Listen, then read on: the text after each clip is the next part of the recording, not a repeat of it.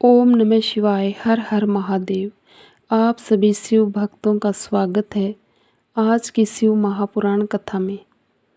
भगवान शिव और माता पार्वती की कृपा सदैव आप और आपके समस्त परिवार पर बनी रहे। चलिए आज की शिव महापुराण कथा का आरंभ करते हैं और आज हम श्रवण करते हैं उमा संहिता का। आज की इस विशेष कथा में मनुष्य के पाप, पुण्य, स्वर्ग और नरक तथा उसकी विविध यातनाओं के विषय में विस्तार से चर्चा करेंगे। हो सकता है आज का अध्याय आपके लिए भयजनक हो लेकिन आंखें खोलने वाला हो, और ऐसा इसलिए क्योंकि जो मनुष्य इस भौतिक संसार में आकर माया के वशीभूत होकर रहता है वह अपनी मृत्यु के बाद की सफ़र को नहीं देख पाता, और उसी में इसे जागृत करने के लिए आज का ये विशेष अध्याय है। तो चलिए आज की ये विशेष शिव महापुराण कथा आरंभ करते हैं। सनत कुमार ने कहा, हे व्यास जी, जो पाप प्रायण जीव महानक के अधिकारी हैं उनका संक्षेप में इस प्रकार परिचय दिया जाता है। सावधान होकर सुनिए। ऐसे लोगों के मन में इस प्रकार के गलत भाव होते हैं।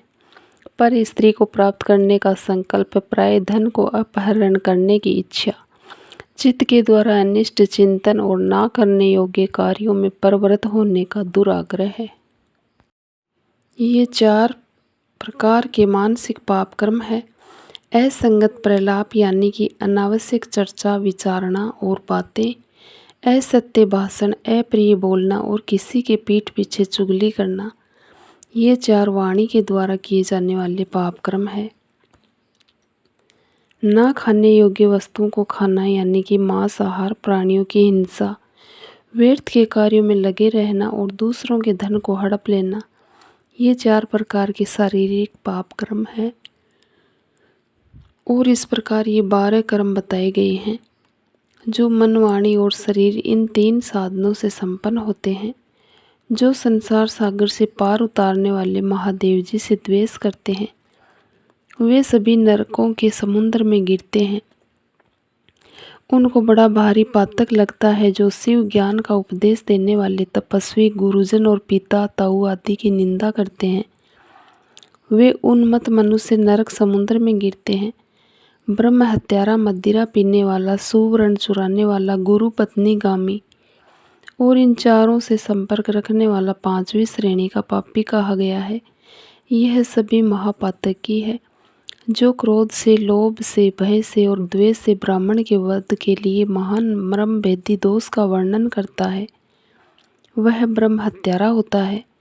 जो ब्राह्मण को बुलाकर उसे कोई वस्तु देने के बाद फिर से उससे छीन लेता है, जो निर्दोष पुरुष पर दोष आरोपण करता है वह मनुष्य भी ब्रह्म हत्यारा है। जो भरी सभा में उदासीन भाव से बैठे हुए श्रेष्ठ द्विज को अपनी विद्या के अभिमान से अपमानित करके उसे निस्तेज करता है उसे ब्रह्म हत्यारा कहा गया है। जो दूसरों के सच्चे गुणों का भी खंडन करके झूठे गुणों द्वारा अपने आप को उत्कृष्ट सिद्ध करता है वह भी निश्चय ही ब्रह्म हत्यारा है।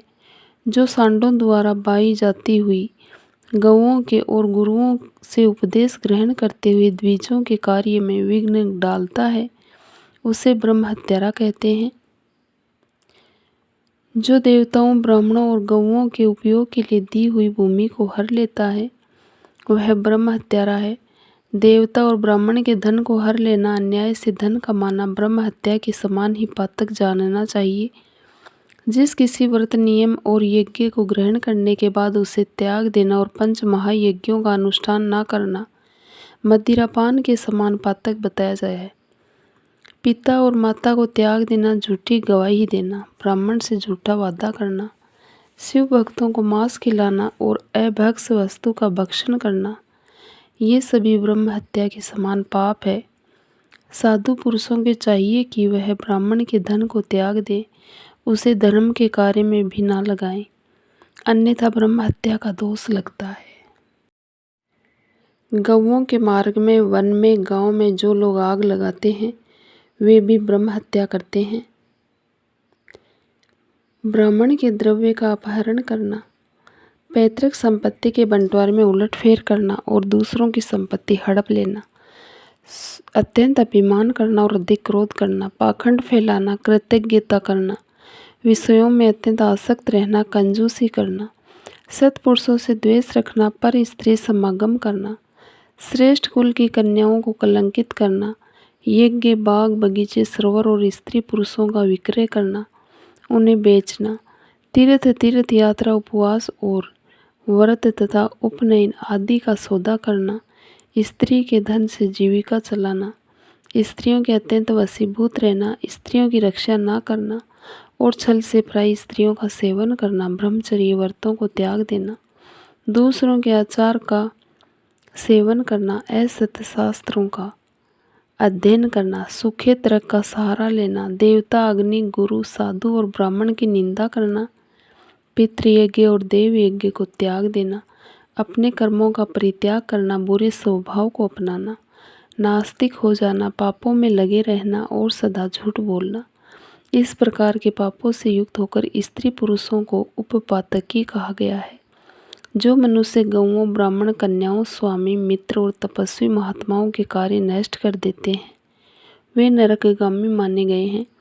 जो ब्राह्मणों को दुख देते हैं, उन्हें मारने के लिए शस्त्र उठाते हैं, जो द्विज होकर शूद्रों की सेवा करते हैं और जो कामवश होकर मदिरा पान करते हैं, जो पाप परायण, क्रूर और हिंसा के प्रेमी है, जो गौशाला में, अग्नि में, जल में, सड़कों पर, पेड़ों की छाया में, पर्वतों पर, बगीचों में और देव मंदिरों के आसपास मलमूत्र का त्याग करते हैं, जो बांस, ईंट, पत्थर, काष्ठ, सिंह और किलों का रास्ता रांध लेते हैं, रोक लेते हैं, जो दूसरों के खेत आदि की सीमा मिटा देते हैं, जो छल से शासन करते हैं, छल कपट के कार्यों में लगे रहते हैं और किसी को ठग कर लाए हुए पाक, अन्न और वस्त्रों का छल से उपयोग करते हैं, जो स्त्री, पुत्र, मित्र, बाल, वृद्ध, दुर्बल, आतुर, भृत्य, अतिथि और बंधुजनों को भूखे छोड़कर स्वयं पहले खा लेते हैं, जो है जितेंद्रिय पुरुष और स्वयं नियमों को ग्रहण करके फिर उन्हें त्याग देते हैं,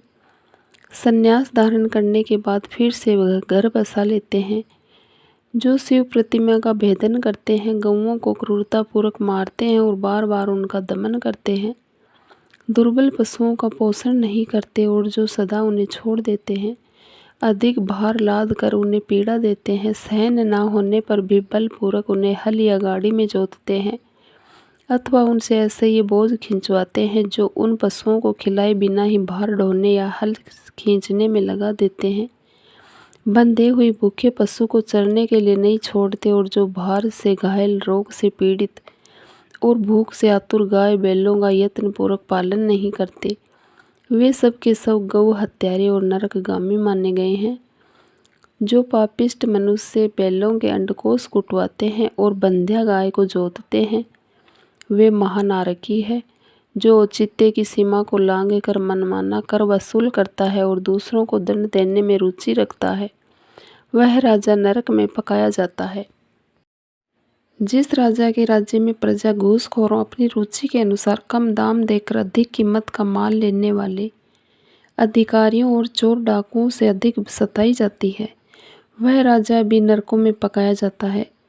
पराई स्त्रियों के साथ व्यभिचार और चोरी करने वाले प्रचंड पुरुषों को जो पाप लगता है, वहीं पर स्त्रीगामी राजा को भी लगता है। जो साधु को चोर और चोर को साधु समझता और बिना चारे ही निरपराध को प्राण दंड दे देता है, ऐसा राजा नरक में पड़ता है। जिस किसी पराय द्रव्य को सरसों बराबर भी चुरा लेने पर मनुष्य नरक में गिरते हैं, इसमें कोई संशय नहीं। इस प्रकार के पापों से युक्त मनुष्य मरने के बाद यातना भोगने के लिए नया शरीर प्राप्त करता है और उसमें संपूर्ण आकार अभिव्यक्त रहते हैं और इसीलिए किए हुए पापों का प्रायश्चित अवश्य करना चाहिए, अन्यथा 100 करोड़ कल्पों में भी बिना भोगे हुए पाप का नाश नहीं हो सकता।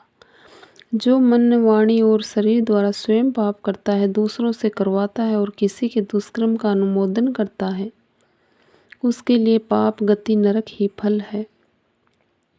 हे व्यासदेव, मनुष्य 4 प्रकार के पापों से यमलोक में जाता है। यमलोक अत्यंत भयदायक और भयंकर है, वहाँ सभी देहधारियों को विवश होकर जाना पड़ता है। कोई ऐसे प्राणी नहीं जो यमलोक में नहीं जाते हो। किए हुए कर्म का फल कर्ता को अवश्य भोगना पड़ता है। जीवों में जो शुभ कर्म करने वाले सौम्य और दयालु हैं, वे सौम्य मार्ग में यमपुरी के पूर्व द्वार में जाते हैं। जो पापी पाप कर्म परायण और दान से रहित है, वे भयानक दक्षिण मार्ग से यमलोक की यात्रा करते हैं। मृत्युलोक से 86,000 योजन की दूरी लांघ कर अनेक रूप वाले यमलोक की स्थिति है। पुण्य कर्म करने वाले लोगों को तो वह नगर जैसा लगता है, लेकिन भयानक मार्ग से यात्रा करने वाले पापियों को वह बहुत दूर स्थित दिखाई देता है। वहाँ का मार्ग कहीं तो तीखे कांटों से युक्त, कहीं कंकड़ों से व्याप्त, कहीं छुरे की धार के समान तीखे पत्थर और उस मार्ग पर जड़े गए हैं, कहीं बड़ी भारी कीचड़ फैली हुई है। बड़े छोटे पाठकों के अनुसार वहाँ की कठिनाइयों में भी भारीपन और हल्कापन है। कहीं कहीं यमपुरी के मार्ग पर लोहे की सुई के समान तीखे डाब फैले हुए हैं। उसके बाद यमपुरी के मार्ग की भीषण यातनाओं और कष्टों का वर्णन करते हुए सनत कुमार आगे कहते हैं, हे व्यास जी, जिन्होंने कभी दान नहीं दिया है, वे लोग ही इस प्रकार दुख उठाते हैं और सुख की याचना करते हुए उसे मार्ग पर जाते हैं। जिन्होंने पहले से दान रूपी पाथे ले रखा है, वे सुखपूर्वक यमलोक की यात्रा करते हैं। इस रीति से कष्ट उठाकर पापी जीव जब प्रेतपुरी में पहुंच जाते हैं, तब उनके विषय में यमराज को सूचना दी जाती है। उनकी आज्ञा पाकर दूत उन पापियों को यमराज के आगे ले जाकर खड़े करते हैं। वहाँ जो शुभ कर्म करने वाले लोग होते हैं, उनको यमराज स्वागत पूर्वक आसन देकर पाद्य और अर्थ निवेदित करते हैं, उन्हें सम्मानित करते हैं और उनसे कहते हैं, वेदोक्त कर्म करने वाले महात्माओं, आप लोग धन्य हैं, जिन्होंने दिव्य सुख की प्राप्ति के लिए पुण्य कर्म किया है। अतः आप लोग दिव्यांगनाओं के भोग से भूषित और संपूर्ण मनोवांछित पदार्थों से संपन्न निर्मल स्वर्ग लोक में जाइए। वहाँ महान भोगों का उपभोग करके अंत में पुण्य के क्षीण हो जाने पर जो कुछ थोड़ा सा अशुभ शेष रह जाए, उसे फिर यहाँ पर आकर भोगिएगा। जो धर्मात्मा मनुष्य होते हैं, वे मानो यमराज के लिए मित्र के समान हैं। ये यमराज को सुखपूर्वक सौम्य धर्मराज के रूप में देखते हैं, लेकिन जो क्रूर कर्म करने वाले होते हैं, वे यमराज को भयानक रूप में देखते हैं। उनकी दृष्टि में यमराज का मुख दाढ़ों के कारण विकराल जान पड़ता है। नेत्र टेढ़ी भौं से युक्त प्रतीत होते हैं। उनके केस ऊपर को उठे होते हैं, दाढ़ी मूछ बड़ी बड़ी होती है, ओष्ठ ऊपर की ओर फड़कने लगते हैं। उनके 18 भुजाएं होती है, वे कुपित और काले कोयले के ढेर से दिखाई देते हैं। उनके हाथों में सब प्रकार के अस्त्र शस्त्र उठे होते हैं। वे सब प्रकार के दंड का भय दिखाकर उन पापियों को डांटते हैं। बहुत से बड़े भैंसे प्रारूढ़ होकर लाल वस्त्र और लाल माला धारण करके बहुत ऊंचे महामेरु के समान दृष्टिगोचर होते हैं। उनके नेत्र प्रज्वलित अग्नि के समान दिखते हैं। उनका शब्द प्रलय काल के मेघ की गर्जना के जैसा लगता है। उनके पास प्रलय काल की अग्नि के समान प्रभाव वाले मृत्यु देवता खड़े रहते हैं। काजल के समान काले काल देवता और भयानक कृतांत देवता भी रहते हैं। उनके अलावा मारी, उग्र महामारी, भयंकर काल रात्रि, अनेक प्रकार के रोग और भांति भांति के भय व कुष्ठ मूर्तिमान होकर हाथों में शक्ति शूल, अंकुश, पास, चक्र और खड्ग लिए वहाँ खड़े रहते हैं। ऐसे भयंकर परिवार से घिरे हुए घोर यमराज और भीषण चित्रगुप्त को पापिष्ट प्राणी देखते हैं। यमराज उन पाप कर्मियों को बहुत डांटते हैं और भगवान चित्रगुप्त धर्म युक्त वचनों द्वारा उन्हें समझाते हैं। उसके बाद यमदूत पापियों को अत्यंत तपे हुए पत्थर पर बड़े वेग से पटकते हैं, मानो वज्र से बड़े बड़े वृक्षों को धराशायी कर दिया हो। उस समय शरीर से जर्जर हुआ देहधारी जीव कान से खून बहाने लगता है और शुद्ध बुद्ध खोकर निश्चेष्ट हो जाता है। तब वायु का स्पर्श कराकर वे यमदूत फिर उसे जीवित करते हैं और उसके पापों की शुद्धि के लिए उसे नरक समुद्र में डालते हैं। पृथ्वी के नीचे नरक की 7 कोटियाँ हैं, जो 7वें तल के अंत में घोर अंधकार के भीतर स्थित है। उन सब की 28 कोटियाँ हैं। पहली कोटि घोरा कही गई है, दूसरी सुघोरा है जो उसके नीचे स्थित है, तीसरी अति घोरा, चौथी महाघोरा, पांचवी घोर रूपा, छठी तला, सातवीं भयानका, आठवीं कालरात्रि, नौवीं भयोत्कटा, उसके नीचे 10वीं चंडा, उसके नीचे महाचंडा, फिर चंड कोलाहला और उससे भिन्न प्रचंडा है जो चंडों की नायिका कही गई है।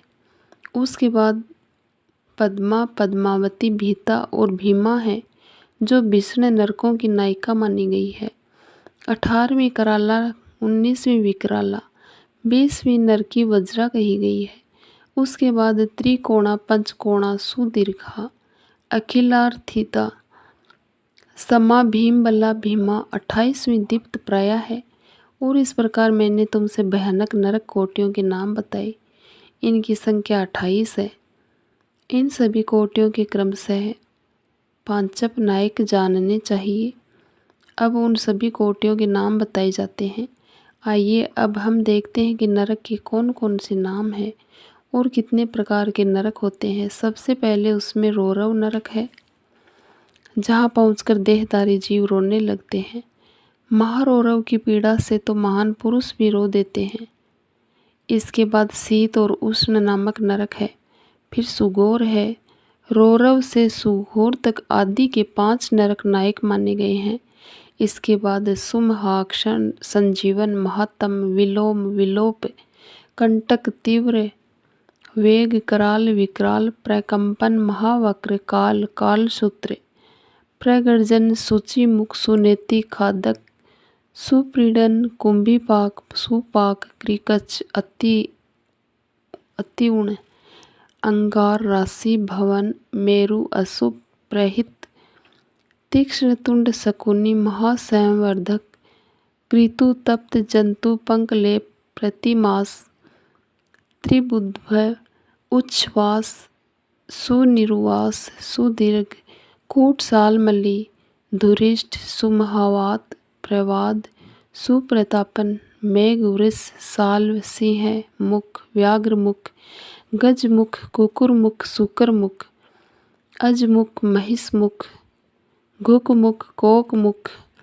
वृक मुख, ग्रह, कुंभिनस, नक्र, सर्प, कुर्म, काक, गृध्र, उलुक, हलोक, सारथुल, कृत, क्रिकट, मंडुक, पोतीमुख, रक्तास, पोती, मृतिक, कर्णध्रुम, अग्नि, कृमि, गंधीव, वपु, अग्निंद्र, अप्रतिष्ठ, रुधिरा, स्वभ, भोजन, लाल, भक्स, अंतभक्स, सर्वभक्स, सुदारुण, कंटक, सुविशाल, विकट, कठपुतन, अम्बरीश, कटा, कष्टदा, दायनी, वैतरणी नदी, सुतप्त, लोह, सैनद, एक पाद, प्रप्रण, घोर, असी, तालवन, अस्थिभंग, सुपूरण, विलातस, असुयंत्र, कूटपास, प्रमर्दन, महाचूरण, असुचूरण, तप्त लोहमय पर्वत, सूरधारा, यमल पर्वत, मूत्रकूप, विष्टाकूप, अश्रुकूप, शीतल क्षारकूप,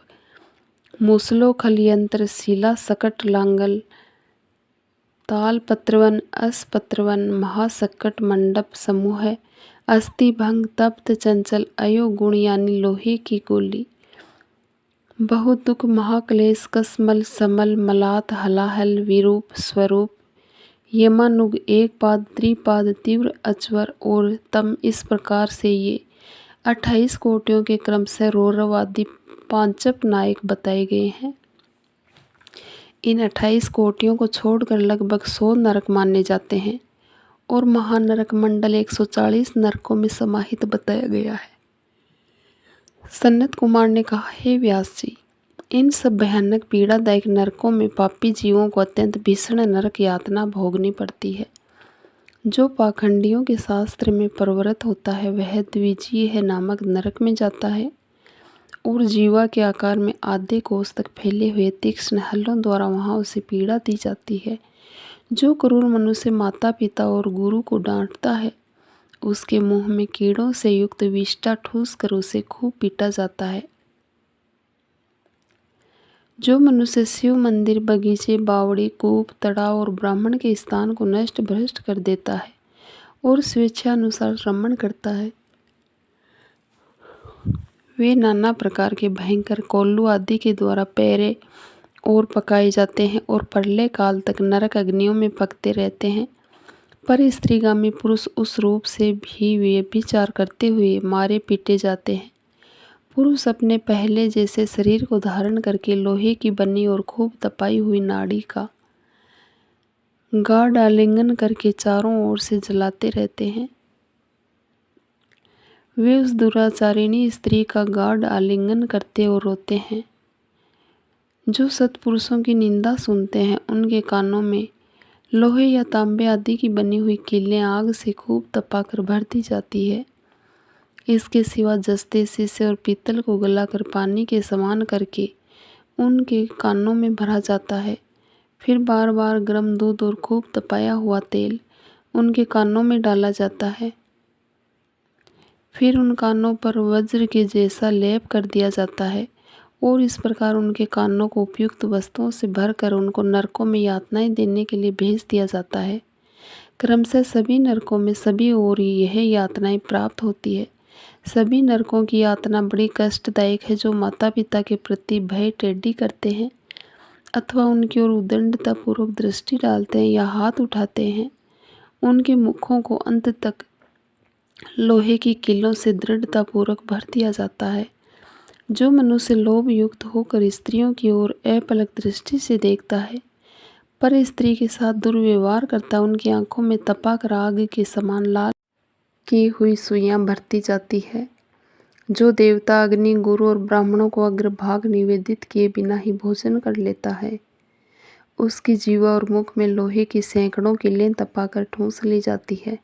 जो धर्म का उपदेश करने वाले महात्मा कथावाचक की निंदा करते हैं, देवता, अग्नि और गुरु के भक्तों की और सनातन धर्मशास्त्र की खिल्लियाँ उड़ाते हैं, उनकी छाती, कंठ, जीवा, दांतों की संधि, तालू, होठ, नासिका, मस्तक और संपूर्ण अंगों की संधियों में आग के समान तपाई हुई 3 शाखा वाली लोहे की कीलें मुद्गरों से ठोकी जाती है और उस समय उन्हें बहुत कष्ट होता है। उसके बाद चारों ओर से उनके घावों पर तपाया हुआ नमक छिड़क दिया जाता है और फिर उस शरीर में सभी और बड़ी बड़ी यातनाएं दी जाती है। जो पापी मनुष्य शिव मंदिर के पास अथवा किसी भी देवता के मंदिर के बगीचों में मलमूत्र का त्याग करता है, उसके लिंग और अंडकोश को 2 लोहे के मुद्गरों से चूर चूर कर दिया जाता है और फिर आग से तपाई हुई सुइयां उसमें भर दी जाती है, जिससे मन और इंद्रियों का उनको महान दुख होता है। जो धन रहते हुए भी लोभ और लालच के कारण उसका दान नहीं करते हैं और भोजन के समय घर पर आए हुए अतिथि का अनादर करते हैं, वे पाप का फल पाकर अपवित्र नरक में गिरते हैं। जो कुत्तों और गायों को उनका भाग अथवा बलि ना देकर स्वयं भोजन करते हैं, उनके खुले हुए मुंह में 2 कीलें ठोक दी जाती है। जो लोग यत्नपूर्वक भगवान की पूजा करके विधिवत अग्नि में आहुति देकर शिव संबंधी मंत्रों द्वारा बलि समर्पित करते हैं, वे यमराज को नहीं देखते और स्वर्ग में जाते हैं और इसलिए प्रत्येक दिन भगवान को अर्पित किया हुआ भोजन प्रसाद ही स्वीकार करना चाहिए। भगवान के लिए अर्पित भोग ही खाने योग्य होता है। भोजन करने से पहले द्वार पर खड़े होकर अतिथि की प्रतीक्षा करें। अगर कुछ समय में कोई अतिथि ना आए फिर भी उसे यत्नपूर्वक वह प्रतीक्षा करनी चाहिए।